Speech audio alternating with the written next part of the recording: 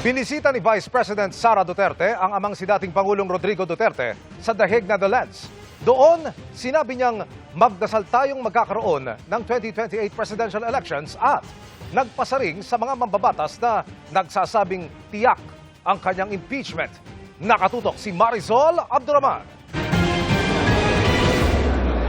Ngayong nakatakda ng dalhin sa plenaryo ang House Committee on Justice report na nagsasabing may probable cause para ma-impeach si Vice President Sara Duterte.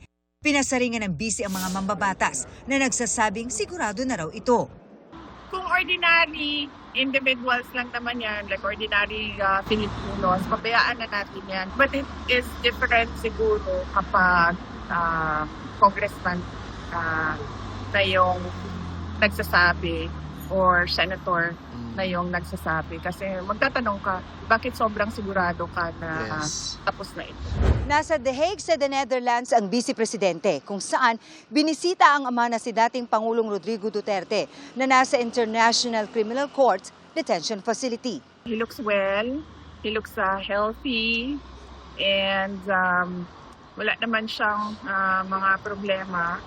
Noong isang buwan hiningi sa ICC ng legal team ng dating Pangulo na payagan silang iapila ang confirmation of charges laban kay Duterte. Hindi raw kasi malinaw kung anong mga insidente ang sakop ng charges at hindi raw nilinaw kung anong ebidensya ang sumusuporta sa desisyon. Pero tinutulan ito ng prosekusyon at ng kinatawan ng mga biktima.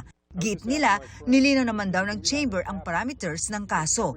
Kaya hiningi nilang ibasura ang apela ng depensa nang hindi maantala ang paglilitis. Sabi ni Vice President Duterte, tanggap na raw ng kanilang pamilya ang mga desisyon sa ICC at alam daw niyang hindi talaga palalayain ang ama. Well, I accepted it as it is.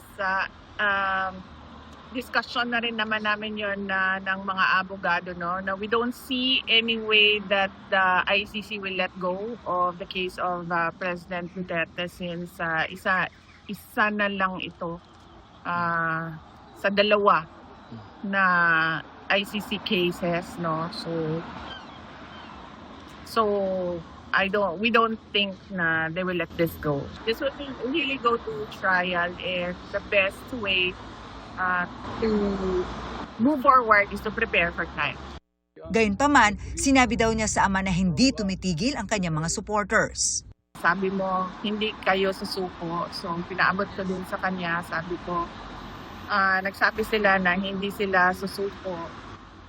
At sabi niya na sumuko na daw kayo.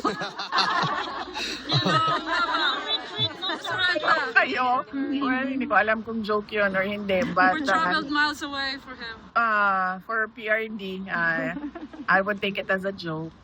Siya naman daw nananatiling maganda ang pananaw sa buhay pero may binitawang salita tungkol sa 2028 presidential elections.